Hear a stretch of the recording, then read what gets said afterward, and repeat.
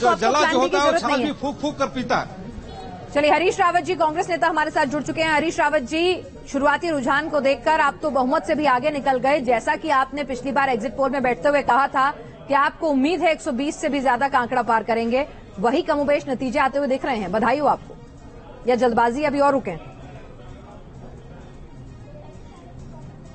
बहुत धन्यवाद। और ये कर्नाटक हमेशा ट्रेंड सेटर रहा है कांग्रेस के लिए, और जब जब हम संकट में रहे हैं कर्नाटक में जीते हैं। थैंक यू कर्नाटक की जनता। और उसके बाद जो है केंद्र में भी परिवर्तन हुआ और कांग्रेस सत्ता में आई। मतलब आप 2023 के नतीजे को 2024 से जोड़कर देख रहे हैं?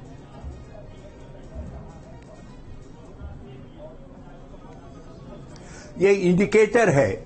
और कर्नाटक बहुत एक प्रबुद्ध समाज है, कन्नडिगा समाज। वो जो है ट्रेंड सेटर का काम करता है। विशेष तौर पर कांग्रेस जब भी कष्ट में रही है, आप देखिए तो चिकमंगलुरु, उससे पहले अर्स के समय से लेकर के जब भी चुनौती कांग्रेस के सामने आई है, कर्नाटक की जनता ने हमेशा कांग्रेस को सहारा दिया है। लेकिन हरीश रावत साहब, जो आप कह रहे हैं वो पिछले 10 साल से तथ्यपरक नहीं लगता है। 2018 में कर्नाटक ने कांग्रेस को अच्छी खासी सीटें दिलाई, लेकिन 2014 में, माफ कीजिए, 2013 में अच्छी सीटें दिलाई कांग्रेस को कर्नाटक में, लेकिन 2014 में तो केंद्र में दिल्ली में बीजेपी आई। 2018 में भी वोट प्रतिशत बढ़ा कांग्रेस पार्टी का कर्नाटक में, लेकिन 2019 में दिल्ली में बीजेपी आई। और इसके लिए वोट परसेंटेज जो बढ़ता है, विधानसभा में भले ही बीजेपी का वोट परसेंटेज कम रहे, लेकिन लोकसभा चुनावों में एक बम्पर जीत हो जाती है वोट परसेंटेज में। क्या मोदी के सामने आपके पास कोई चेहरा भी है? 2024 की बात कर रहे हैं अगर कर्नाटक के इस रेफरेंडम को लेकर।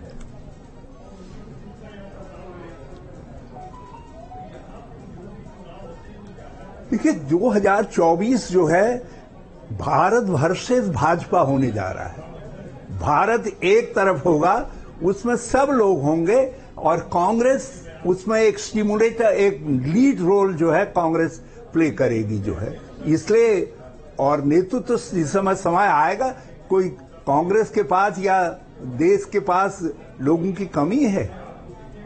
चलिए, इस बार सीधे राहुल गांधी का नाम नहीं ले रहे हैं। राहुल देव जी कह रहे हैं कि कोई ऐसा नेतृत्व आएगा 2024 में भी। अपराजिता सारंगी हमारे साथ जुड़ चुके हैं, भारतीय जनता पार्टी की वरिष्ठ नेता है। अपराजिता सारंगी, कहां गलती हो गई? देखिए, बड़ी विनम्रता के साथ कहना चाहूंगी कि भारतीय जनता पार्टी की दो अवस्था होती है। हम जीतते हैं या हम सीखते हैं, हम हारते नहीं हैं। और हम दूसरी पार्टियों से अलग हैं इसलिए क्योंकि हम आत्म समीक्षा बहुत करते हैं।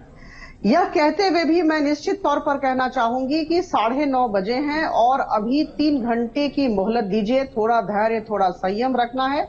और जहां तक हमारी पार्टी का सवाल है, हमारे नेताओं का सवाल है, अगर कर्नाटक के लोगों का जनादेश कांग्रेस के पक्ष में आया तो निश्चित तौर पर हम उन्हें बधाई देंगे।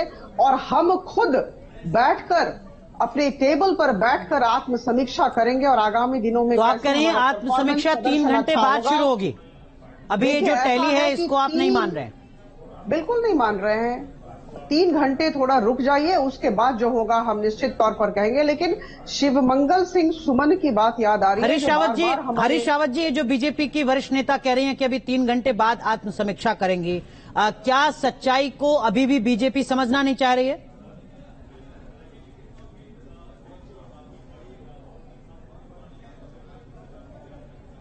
हरीश रावत जी।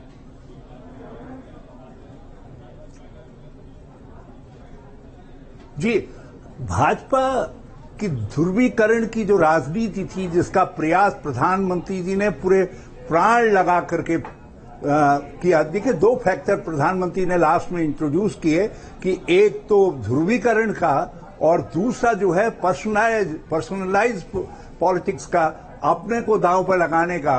और ये दोनों फैक्टर जो है कर्नाटक की जनता के ऊपर असर नहीं कर पाए।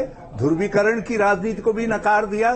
जो प्रधानमंत्री जी पर्सनलाइज्ड पॉलिटिक्स करते हैं, उसको भी जो है कर्नाटक की जनता ने नकार जी। हरीश रावत जी, लेकिन 2018 विधानसभा चुनाव का वोट परसेंटेज, 2019 लोकसभा चुनाव का वोट परसेंटेज और 2013-14 का जो असेंबली इलेक्शन और लोकसभा चुनावों का जो परसेंटेज है, उसमें कमोबेश ये बात साबित नहीं होती है तब एकदम से टर्न आउट हो जाता है। लेकिन मेरा सवाल अब आपसे ये है कि सिद्धिरमैया या फिर डीके शिवकुमार, क्या राजस्थान जैसी दिक्कत तो नहीं होने वाली, चेहरा और संगठन में संघर्ष हो जाए?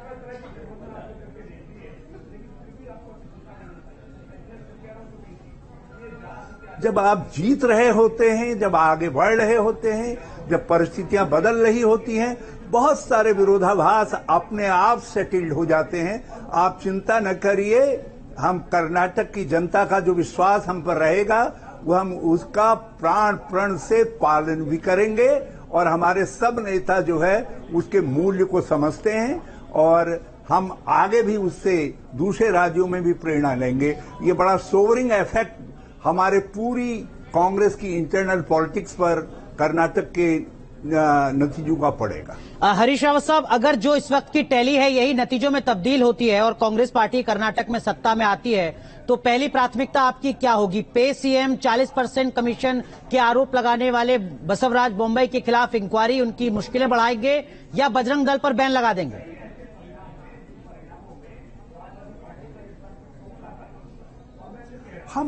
हमारे जो वादे हैं, जो हमारी पहली 5 गारंटियां हैं, हम उनको निभाएंगे और कर्नाटक की व्यवस्था को हम धर्रे पर लाएंगे। कर्नाटक पटरी से उतर गया, इसीलिए मिस्टर 40% बने बोम्मई जो है, इसीलिए पूरी नॉन परफॉर्मेंस को जो है कर्नाटक की जनता ने झेला। तो हम एक परफॉर्मिंग गवर्नमेंट देंगे और जो हमारी 5 गारंटियां हैं पहले हम उनको क्रियान्वित करेंगे। हम कहीं पर भी, कांग्रेस कभी बदले की भावना से काम नहीं करती है। मतलब बदले की भावना, द्वेष की भावना, 40% कमीशन सिर्फ चुनावी मुद्दा सगल है, ये तो भाजपा का सगल है, हमारा नहीं है। हरीश रावत साहब, पे सीएम 40% करप्शन सिर्फ चुनावी मुद्दा, बजरंग दल पर बैन लगाएंगे, ये सिर्फ चुनावी मुद्दा। ये तो आप कह रहे हैं कि हम वेलफेयर पर काम करेंगे, आप कह रहे हैं हम वेलफेयर पर काम करेंगे, सिर्फ फ्रीबीज पर काम करेंगे। देखिए, हम ये बैन लगाने की पॉलिटिक्स पर विचार, कभी हमारा वो पॉलिटिक्स नहीं रही है।